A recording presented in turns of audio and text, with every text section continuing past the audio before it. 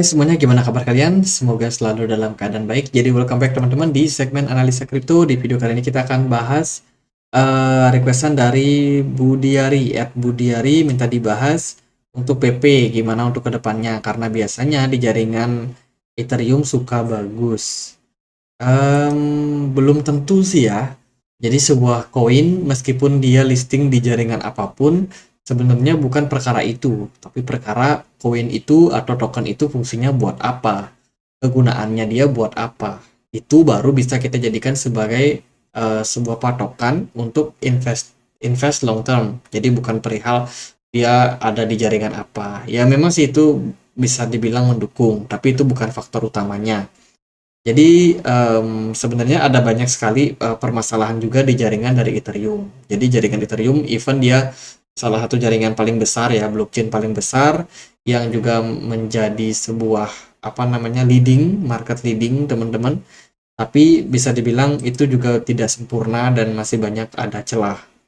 Kita udah bahas PP sejak awal, sejak awal sudah dari dulu ya teman-teman. Kita bahas PP 2 bulan lalu ketika dia memang awal listing. Ini video pertama kita soal PP. Eh ya, kalau kita lihat posisi dari PP, teman-teman, ini kita sedikit review aja ya video kita yang dulu. Ini aku akan nonaktifkan suaranya supaya mungkin nggak terlalu rame.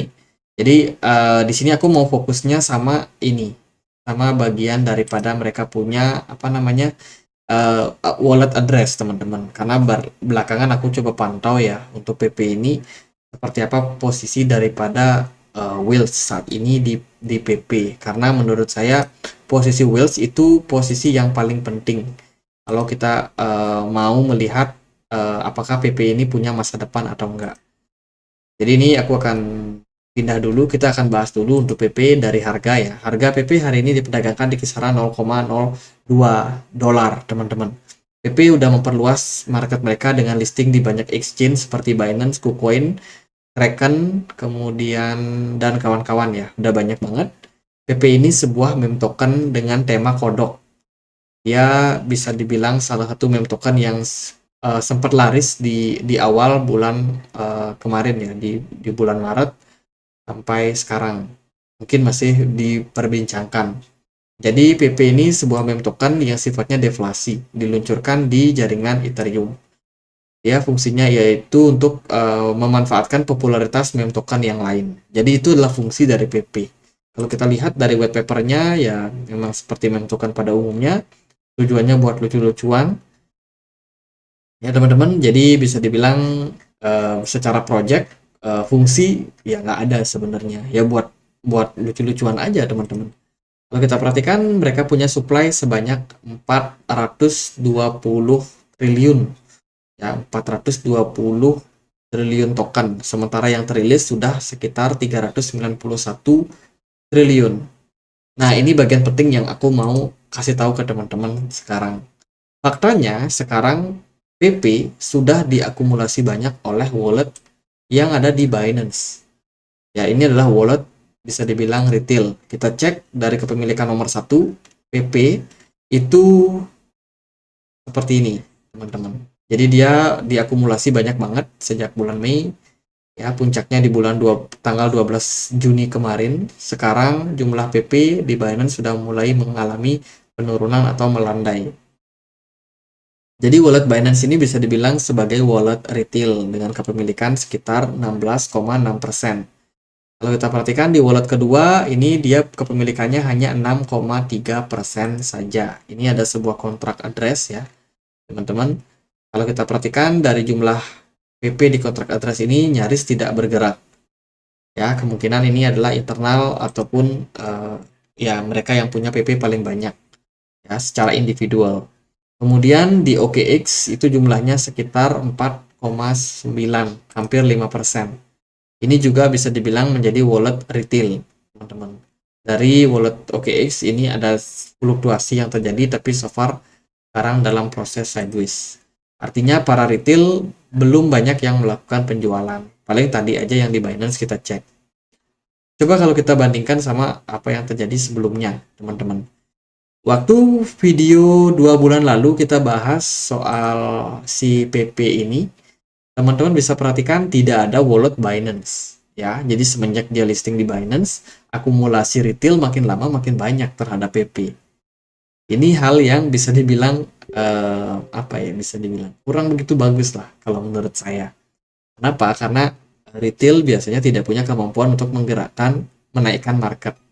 Teman-teman, retail bisa jualan terus sehingga harga koinnya turun, tapi dia untuk menaikkan itu sangat sulit. Sangat sulit dan dibutuhkan yang namanya market maker sih untuk menggerakkan market.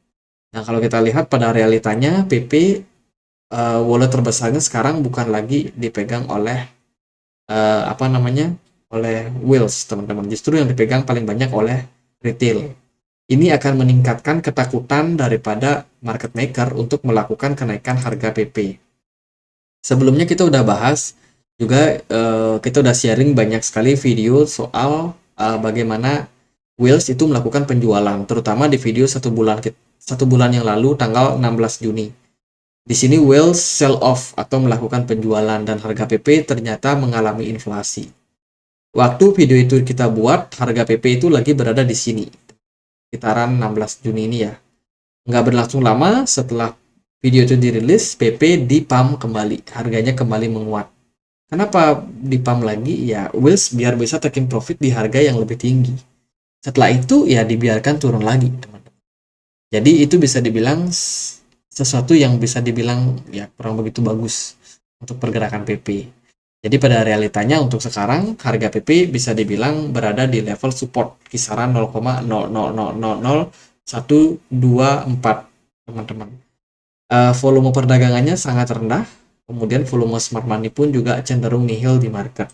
Sementara di Twitter mereka masih tetap aktif ya untuk bikin meme token seperti meme token pada umumnya. Mereka bikin meme-meme seperti ini biar orang tetap ingat sama PP. Tapi sebenarnya ya secara fundamental ya nggak ada juga, teman. Oke, harga PP bisa dibilang turun dalam beberapa waktu.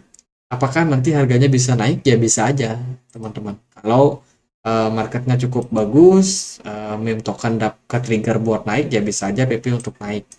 Tapi kalau saya pribadi sebagai orang yang lebih suka melihat fundamental, cenderung melihat PP ini sebagai sebuah spekulasi aja. Kita nggak tahu pasti kapan PP akan dinaikkan, kapan juga dia bakalan diturunkan, teman-teman. Tapi begitu hype-nya udah mulai hilang, harganya juga bakalan cenderung turun.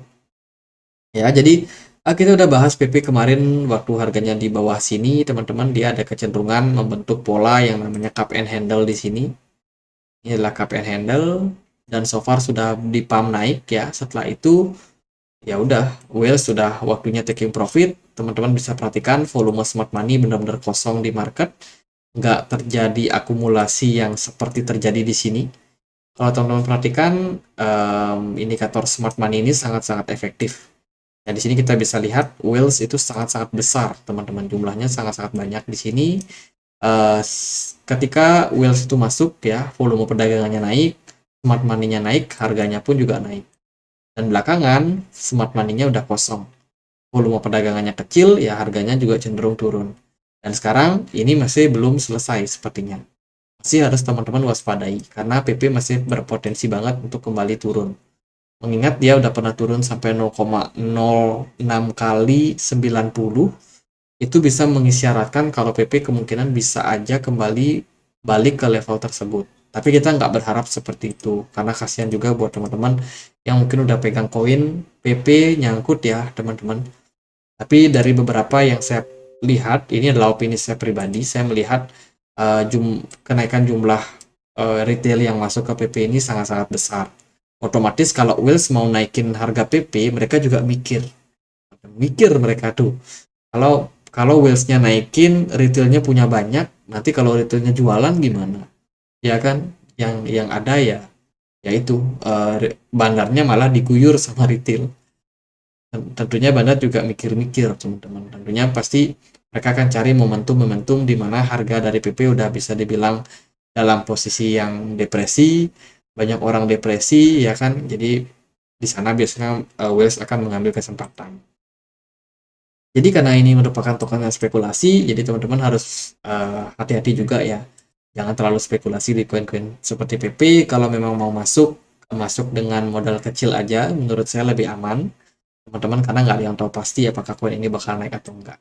Ekspektasinya saya sih kalau melihat posisi sekarang, semoga harganya bisa reversal ketika dia berada di level support sekarang.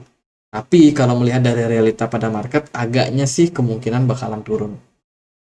Jadi itu sih kalau saya melihat posisi sekarang, karena pertimbangan saya juga dari Bitcoin yang cenderung lesu, BTC dominansi yang juga masih ada potensial buat menguat, kemudian PP juga ya hari ini turunnya agak dalam ya, 2,2%,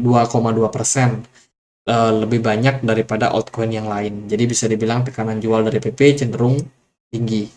Jadi itu yang harus kita waspadai buat saat ini. Jadi buat saya sih gitu aja buat PP, nggak terlalu gimana-gimana, dan semoga videonya bisa bermanfaat. Kalau teman-teman ada pertanyaan lain, ada poin lain buat dibahas, silakan boleh langsung tulis di kolom komentar. Kita juga punya komunitas diskusi di Telegram, buat teman-teman yang punya Telegram, boleh join, linknya bisa temukan di kolom deskripsi. Itu aja, akhir kata saya Andre, makasih.